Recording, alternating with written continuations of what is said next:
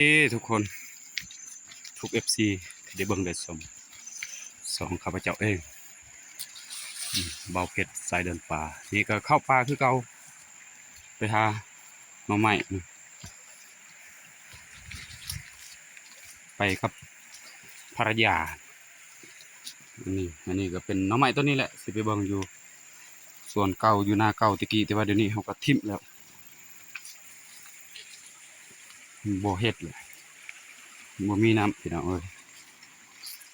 ไปเบิ่งสำคัญเส้นทางจะเป็นแนวนี้ชนบทบ้านนอกบ้านนาการไปป่าไปดงก็ลำบากเมืองแต่เส้นทางก็พอแล้วธรรมศาสตร์มื้อนี้ก็อากาศมื้อนี้ก็อยากมืดหน่อยนึงเนาะแต่ว่าฝนบ่ตกตกแต่ตอนเช้าแต่เดี๋ยวนี้มันเช้าแล้วล่ะเขาก็ออกไปเอาเข้าป่าคือเก่าพี่น้องเอ้ยไปเบิ่งจักสิได้อิหยังแน่ได้หน่อไม้หรือว่าได้อิหยังก็บ่ฮู้บางเทื่อหน่อไม้บ่ป่องก็บ่ได้ก็มีแต่บ่มีหยังได้นั่นแหละอันนี้เส้นทางก็โคตรลำบากพี่น้องเอ้ยนี่อันนี้ก็ฮอดส่วนมันของคนอยู่บ้านอันนี้จะเป็นไฮกระเจ้า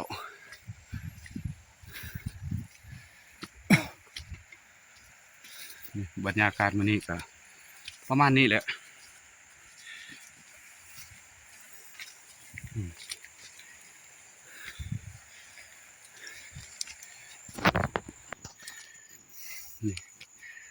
นี่ก็ไห้ของชาวบ้านไห้ของพี่อ้ายนี่แหละเขาก็ถือปืนคือกันแต่ว่าพุ่นมันก็มีนกต่อเกาะพูนหันเด้อ๋อมันบินหางเลยบดนี่แหละหมู่บ้านเขานี่เห็นป่ะหมู่บ้านกระปอกกระแปกบ้านชนบทบ้านนอกบ้านนาก็ประมาณนี้แหละเส้นทางก็ขุเจือนเบิดโอ้รถเข้าไปบ่ได้แล้วพี่น้องเอ้ยลงไปชมน้ำกันแบบคลิปยาวๆเข้าไปแหละบังเอาพี่น้องที่นี่เส้นทางเลยตัดเขาเต็มเนาะ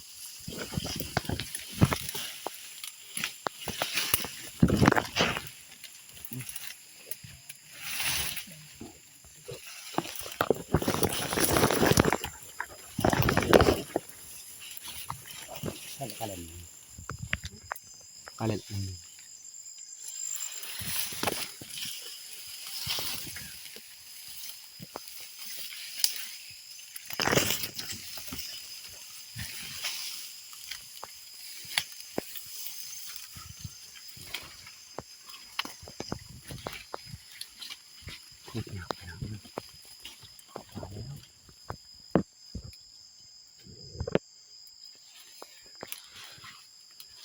aja Cakoi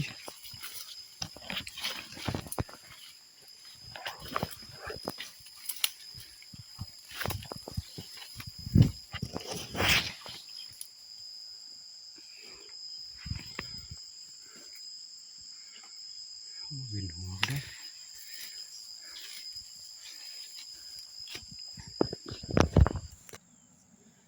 นี่แหละทางยากนี่แหละเพื่อจะได้กินเนาะเห็ดชนบทเฮาก็เป็นอย่างนี้พี่น้องเอ้ยทำว่าซ้ำซาจะได้กินไปก็เป็นมื้อแหละ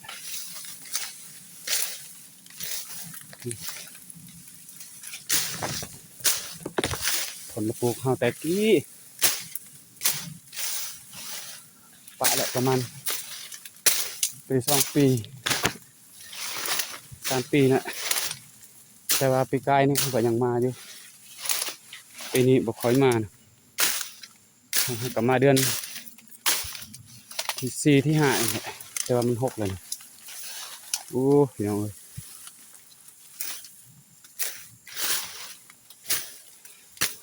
โคตรยากเลย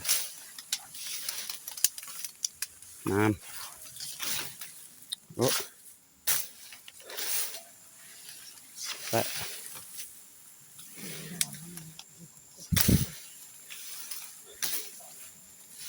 หอดแล้วแต่ว่าเพิ่นละปลูกเขาก็เป็นเท่านี้นะนี่ผักคะก็กำลังสิเป็นบ่เป็นนี่เขามามื้อนั้นและทางแถวออกมื้อนั้นบ่แม่นทางเลยนี่มุดเอาพี่น้องเอ้ย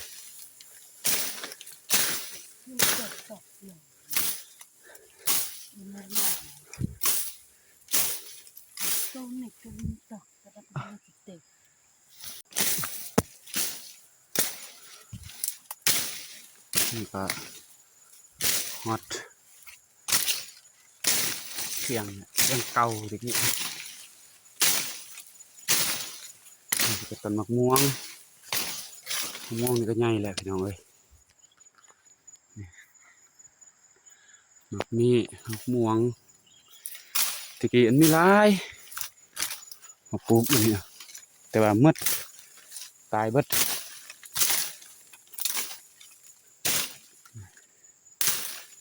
ยังบ่หลายนี่ก็เป็นต้นมะม่วงนี่มี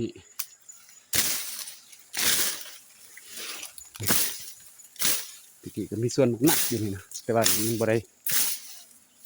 ไปอนามัยกันเลยไปเบิดแหละหมกนี้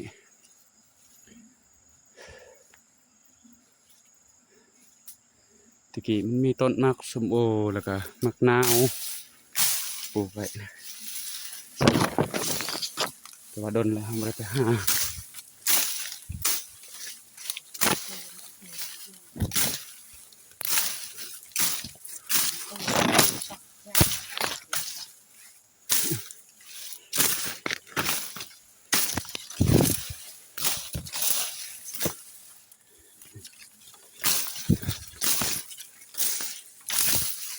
นี่แหละต้นมักส้มโอนี่เด้ยังจนจะกลายเลย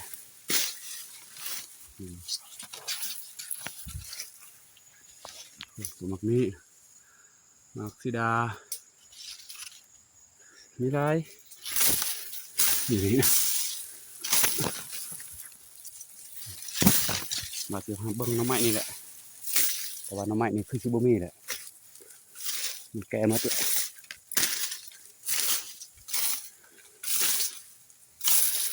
โอ้ยบ่ได้แดกแล้ว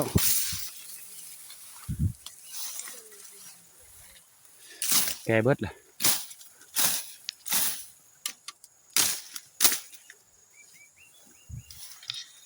เป็นผลละปลูกที่เราปลูกมาตอนเราไปอยู่นี่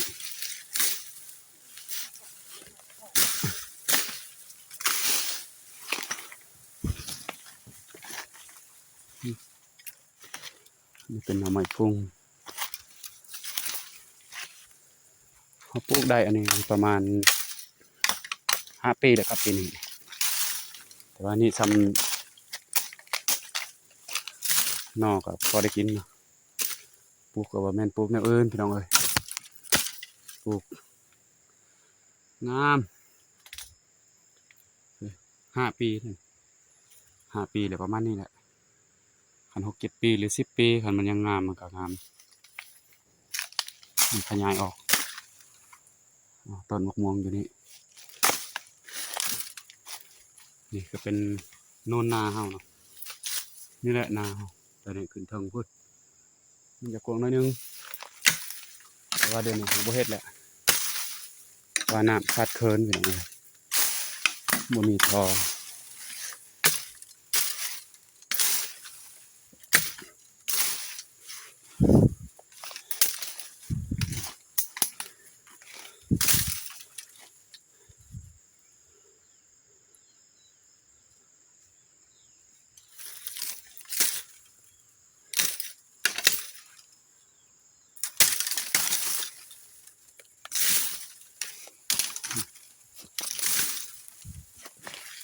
เขาปลูกบัด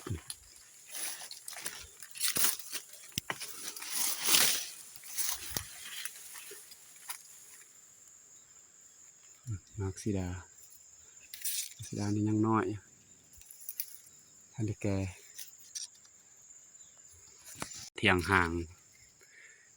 เทียงเขาเห็ดเสียดายเทียงงามเห็ดกับมือตัวเองเสียดายแต่เขาบ่ได้มาเห็ดมาสร้างอีกบางเทื่อก็ปีหน้าปีหนึ่งคันบ่ตายก็มีมาสร้างใหม่อีกเสียดายคนละปลูกเอาที่ปลูกไว้อยู่นี่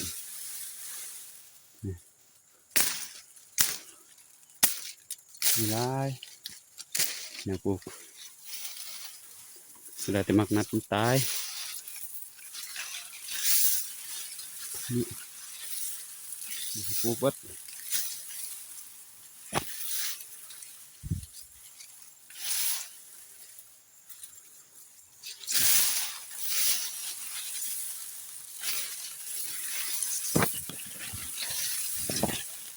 ต้นมักนัด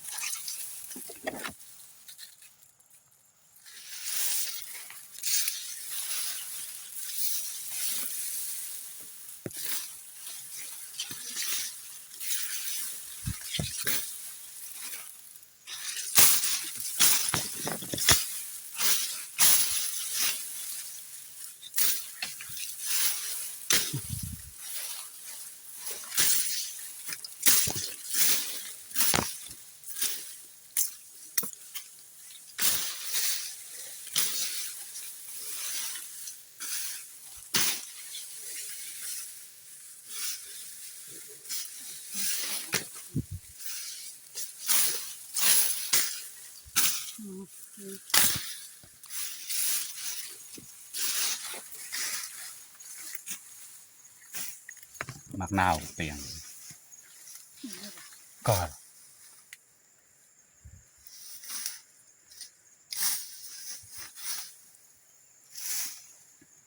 นี่ต้นมักนาวนะ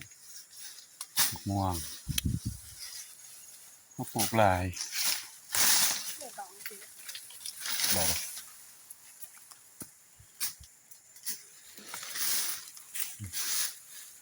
นี่จะเป็นเถียงเฮาตอนเขาอยู่ตะกี้มัดพวกกินแหละแมวเสียดาย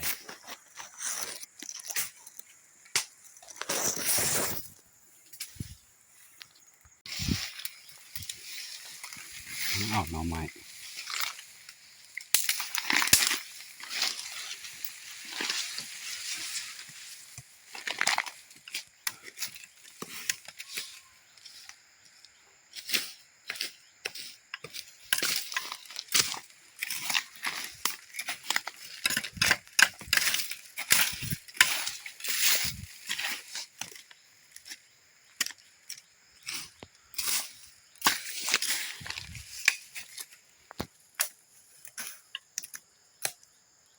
ชีวิตบ้านนอก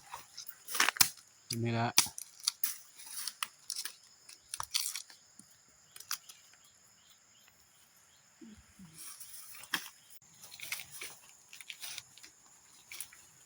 ก็ได้นอลายเติบ